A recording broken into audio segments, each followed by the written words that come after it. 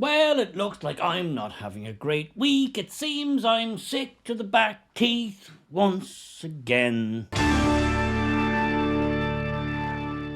All right, some weeks are just like that, everything just seems to come at you, and the stuff that comes at you seems to just raise your hackles. Work with me on this. Work with me on this. You put yourself in the situation. You go to somebody's home, their house, for a visit. And when you get there, and this is hypothetical, you immediately start criticising their choice of carpet, their choice of curtains. You don't like the food, so you criticise that. In fact, you criticise what the host or hostess is wearing. You criticise her hair, you criticise the food, you criticise the way the door opens and closes. You criticise everything. Can you imagine that? No, you can't, can you? You can't. You think you're talking crazy talk there. That's just not a realistic situation. Nobody would do that. You wouldn't do it. I wouldn't do it. And if somebody happened to come to our abode and did all of that or any of that, you would cut the visit short, would you not? In fact, you would probably tell the person, you knowing it's you and I, probably very politely, you would tell that person, listen, maybe you should head off now. Maybe you should go home. Maybe it's for the best. That's what you and I would do. You would cut the visit short, you put that person out, because that is a horrendous thing to do to anybody whose home you come into and who allows you into their home. You wouldn't do that to them. I wouldn't, you wouldn't. But how come it seems to me certain people, certain types of people from certain places come to our land here, which is my home, it may be your home, they come to our land, our ancestral home, and they seem to think nothing of indulging in all of the food that's provided, in indulging of all the lovely heat that we're paying for. You heat your home, your guests get to enjoy that. And they come to our country, our national home, and they spend their time insulting us. They insult our traditions. They insult us as a people. They insult our heritage. They insult the way we do things. They insult how much hospitality we give them. I could go on, but I'll just annoy myself even more. And that'll get none of us anywhere. Why do we allow this? Why? Why do we allow this? You know who allows that? A beaten people. An absolutely demoralised, beaten people. That's the only way I can imagine it. Because a proud people, a strong people, a people with a sense of purpose, a sense of place, a sense of themselves, surely would never allow that. But here in modern Ireland, we allow that all the time. And I'm not having it anymore. I'm sick of it. I'm sick of it. I saw some stuff just in the recent days, and I just said, you know what? Nah. No, I'm going to do a video on this because I'm sick to death of this stuff. And maybe you will be too after you see it.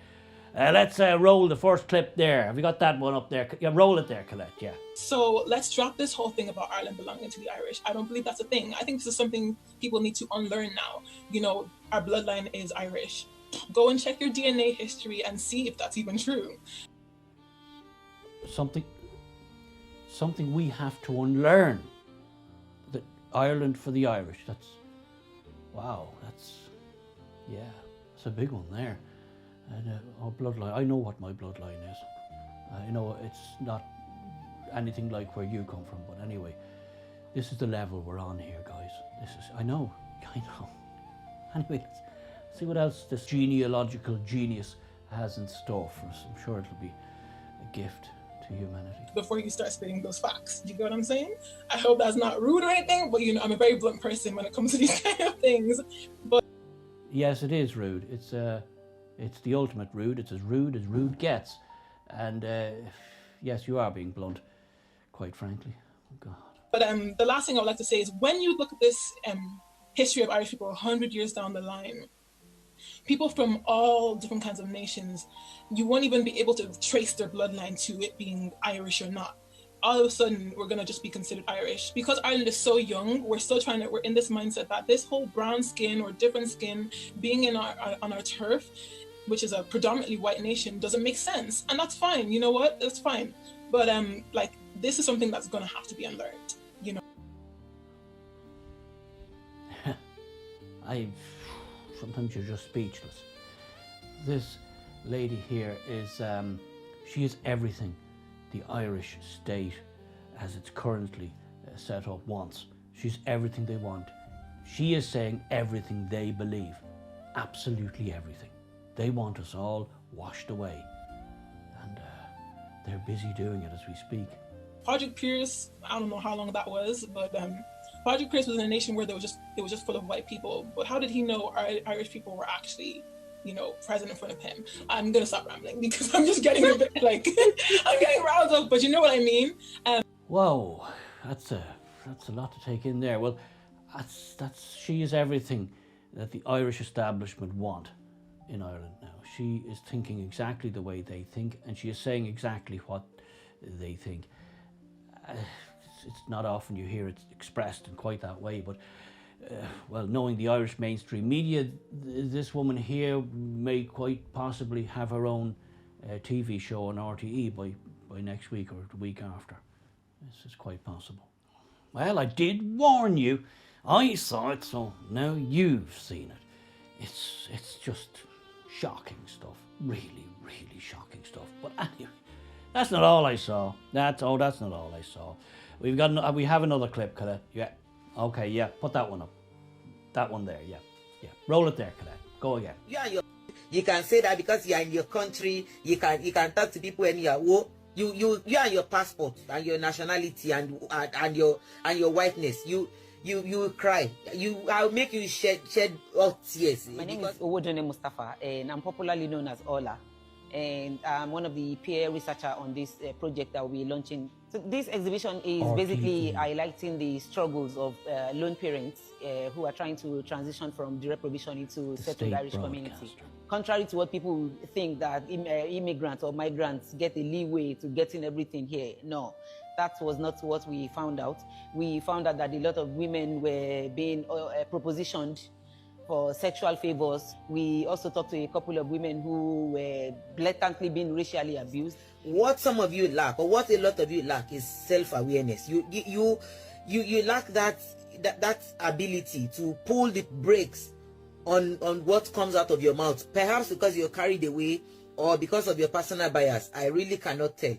A friend of mine and I were having a conversation this afternoon, and she told me how this group of Irish women were having a conversation around like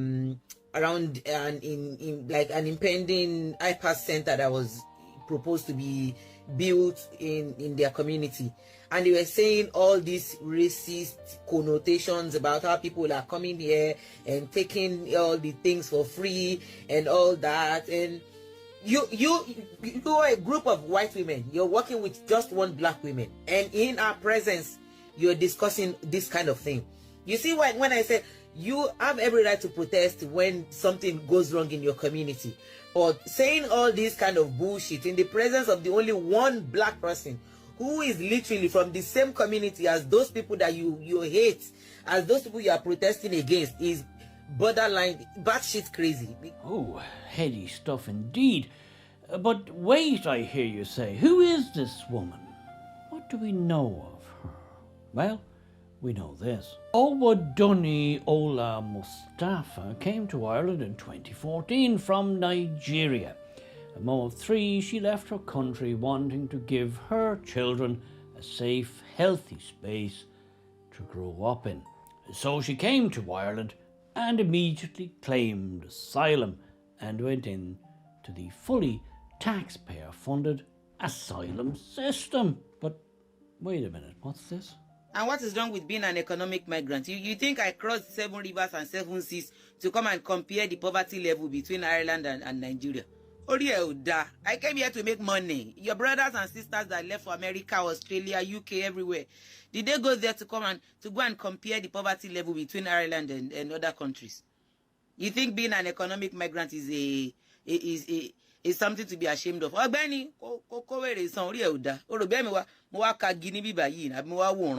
came to make money, make euros. You euros, and I'm making it. If that drives you mad, sorry, cry to your mommy. Mommy, this girl is here working and making money. I'm sick of this. I really am. I really am sick of this. This Nigerian woman came to Ireland as a claimed asylum seeker, and she lived in asylum centres, full bed and board and medical care and food and education, everything paid by the Irish taxpayer. And she was working at the same time. And she tries to equate that with the Irish having emigrated. We emigrated because we were starving. Okay, that's a start. We emigrated because we were dying. And when we emigrated to the United States, to Australia, to New Zealand, to Canada, to various other places in the world, I'll tell you what the Irish didn't do. They didn't sign on to bypass immigration centres. They didn't sign on to welfare. You know what they did? They worked. They had to work. They worked the most brutal, heavy jobs. They worked on the railways, they worked on the roads, they worked in the mines, and if they didn't work, guess what? They starved, and they died, and many of them did. And many of them did, my ancestors. So do not preach to me, you absolute imbecile. I'm not playing these games anymore. If me or people like me ever get near the levers of power again, this circus, and it is a circus, will end that very day.